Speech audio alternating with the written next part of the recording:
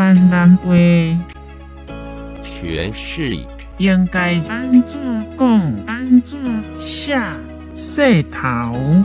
内容是从台湾闽南语常用词词典引用，释义、势力、权势，足以影响大局的权柄势力。